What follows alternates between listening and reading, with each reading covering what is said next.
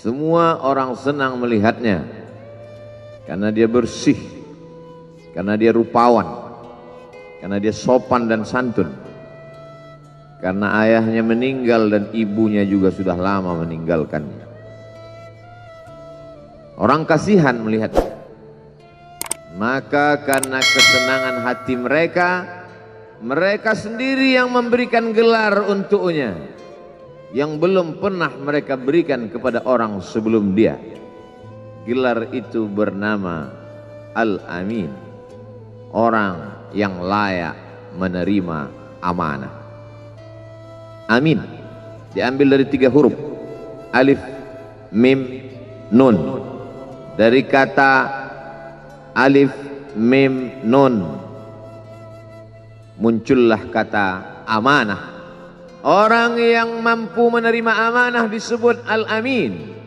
Kita mengatakannya jujur. Lawan daripada amanah adalah khianah, al-khain, pengkhianat. Dia tidak berkhianat. Dia adalah seorang yang mampu mengemban amanah dan terpercaya, maka semua orang percaya kepada dia. Dari alif, mim, nun juga akar yang sama dengan iman, akar kata yang sama dengan iman, maka iman berarti percaya. Dia adalah orang yang dipercaya karena memang dia mampu mengemban amanah. Kapan kebencian itu datang? Kebencian itu datang ketika dia naik ke atas bukit Safa dan dia berkata kepada semua penduduk Makkah, seandainya aku katakan di balik bukit Jabal Abi Qubais yang besar, gagah, perkasa, tinggi, menjulang ini ada pasukan musuh yang akan menyerang kita, apakah kalian percaya?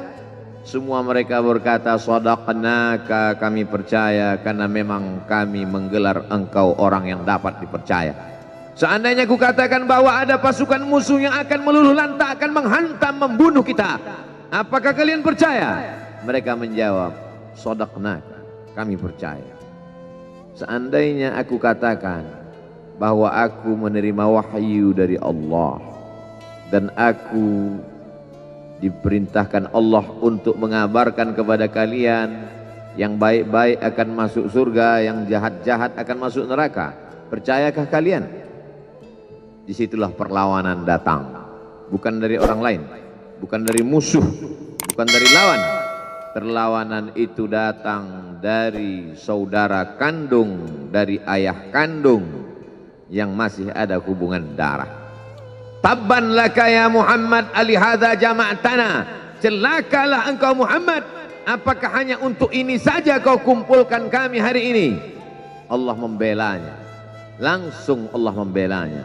Dia tidak membela dirinya, tapi Allah mengatakan tabbat yada abi lahabi wa tabba ma aghna anhu maluhu, hartanya tak ada berguna, wa ma kasab, hasil usahanya tak mendatangkan manfaat, wa imra'atuhu hammalatal hatab, istrinya menjadi pembawa kayu bakar, simbol dari adu domba, kata-kata yang membuat menyakitkan hati yang dibawa oleh Ummu Jamil istri Abu Lahab untuk menyiksa, menjelekkan, membuli, menebarkan berita untuk membunuh karakter Sayyidina wa Maulana Muhammad sallallahu alaihi wasallam. Ini bukti kalau hari ini ada anak muda yang rupawan, yang dermawan, yang disenangi lingkungannya, tidak ada orang yang tersinggung, biasa, karena Nabi Muhammad SAW juga pernah mengalami hal itu. Tapi begitu kau katakan, aku tadi malam bermimpi bahwa aku mesti hijrah, meninggalkan komunitas peminum khamar, meninggalkan geng kita yang selama ini bicara tentang yang haram, maka disitulah mereka akan berkata, apakah hanya untuk ini saja kita berteman selama ini? Mana persahabatan kita? Apa yang dialami pemuda-pemuda hijrah hari ini dialami oleh Rasulullah Sallallahu Alaihi Wasallam 14 abad yang silam. Ketika kau berhasil bisnis, orang senang. Ketika kau berhasil membina rumah tangga, tidak ada orang yang tersakiti ketika anakmu lucu-lucu dan kau berada di tengah mereka, tidak terusik kepentingan mereka, tidak terganggu ekonomi mereka. Engkau adalah sahabat, engkau adalah teman setia.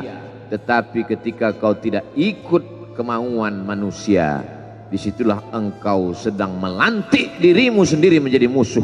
Maka Allah kuatkan hatimu. Wa in tuti' aktsara man fil ardi, kalau kau ikut kebanyakan orang di atas muka bumi, yudilluka an sabilillah, mereka hanya akan menyesatkan engkau dari jalan Allah Subhanahu wa taala. Tapi api itu tidak pernah padam. Kalau dia padam, maka berakhirlah dakwah Islam. Dia terus bergelora, dia terus menyala, dia terus membakar kemunafikan, membakar kemusyrikan, sampai akhirnya embargo pun tiba. Jangan ada yang mau bergabung dengan kelompok Muhammad sallallahu alaihi wasallam. Jangan ada yang mau berkirim makanan, jangan ada yang mau berdagang, jangan ada yang mau menjalin transaksi. Mereka ingin membunuh secara perlahan-lahan. Jangan beli produknya, jangan duduk bersamanya, jangan berteman dengan dia. Kenapa kamu mau berfoto dengan dia? Kenapa kamu mau bergambar dengan dia?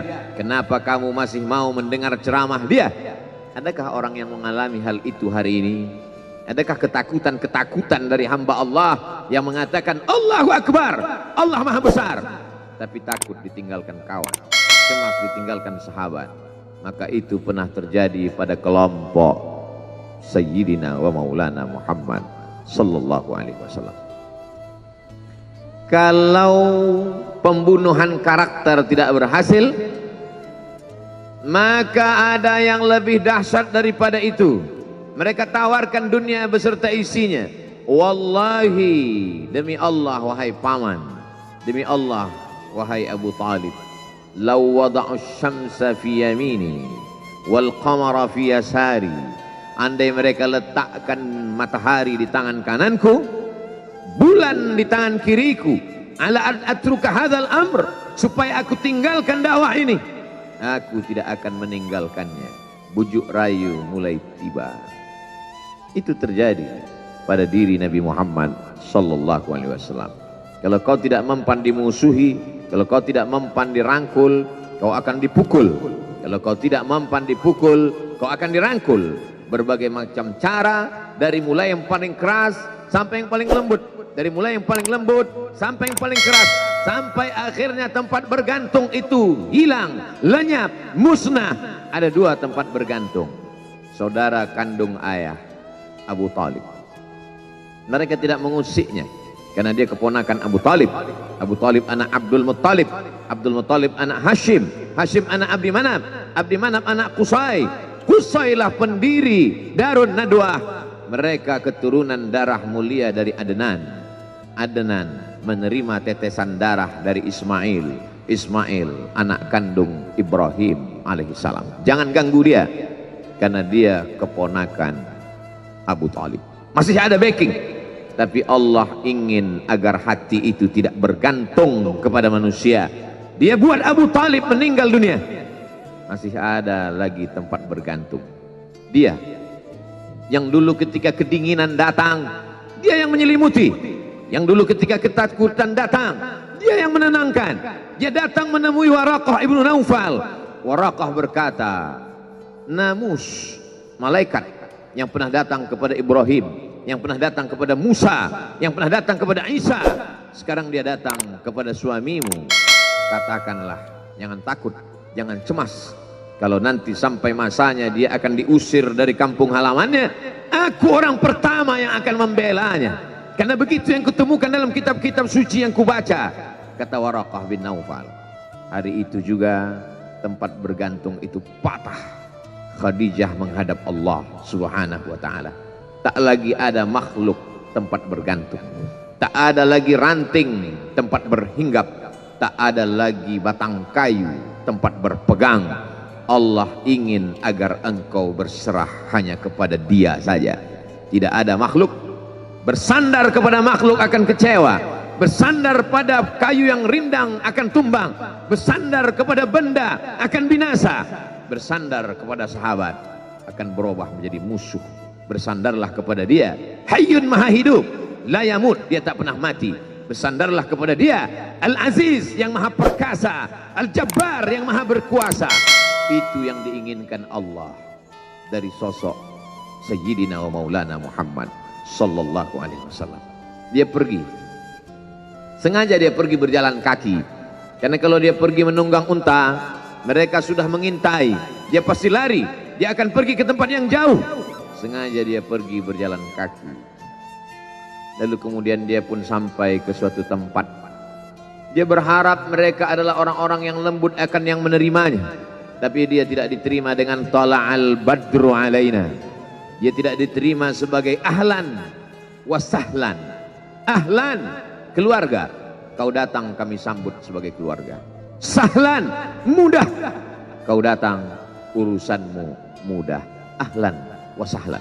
Tapi dia tidak dianggap sebagai keluarga. Dia tidak dianggap sebagai sahlan. Dia dianggap sebagai musuh. Dia dilempar dengan batu, dia dilempar dengan kayu, dia dilempar dengan tulang onta. Apa yang dia lakukan? Dia bersembunyi di balik bukit. Dia angkat kedua tangannya. Ilaika ashku dha'fa quwwati. Kepada engkau saja aku mengadukan kelemahanku. Wa qillata hilati, ketidakberdayaanku. Wa hawani bainan nas, aku hina di tengah mereka. Kalau dulu aku ada tempat bergantung, ada tempat bersandar, ada tempat mengadu, hari ini hanya engkau saja ya. Datanglah malakul jibal, malaikat penjaga segala bukit di atas dunia. Kau tunjuk mana bukit yang paling besar ya Muhammad, akan kutimpakan kepada mereka. Hati yang luka biasanya akan marah, akan kecewa, tapi itu tidak terjadi pada Nabi Muhammad sallallahu alaihi wasallam. Apa yang dia katakan? Asallah an yukhrij min aslabihim man ya'budullaha wa la yusyrika bihi syai'a. Ya Allah, keluarkan dari tulang sulbi mereka, keluarkan anak cucu mereka yang akan menyembah engkau. Tidak ada satupun yang akan mempersekutukan engkau di atas muka bumi ini. Doanya dikabulkan, hatinya susah, pikirannya kacau, tapi lidahnya tidak berkata-kata kasar. Dia doakan agar anak cucu mereka menyembah Allah. 100% penduduk Taif hari ini bersyahadat asyhadu an la ilaha illallah wa asyhadu anna Muhammadan Rasulullah. Doa orang yang teraniaya, doa orang yang terzolimi. Dia berhenti di sebuah kebun. Ada seorang yang bukan terpandang membawakan beberapa ranting anggur sebagai pelipur lara, penghilang haus, pelepas dahaganya. Ketika anggur itu akan masuk ke mulutnya, dia berkata Bismillahirrahmanirrahim, atas nama Allah. Maka hamba sahaya miskin, susah, melarat, perantau yang tak punya apa-apa itu heran. Apa yang kau ucapkan? Bismillah. Kau sebut nama Allah ya. Tidak ada satupun orang di kampung ini kalau makan menyebut nama Allah. Siapa engkau? Aku Nabi yang diutus Allah Subhanahu wa ta'ala.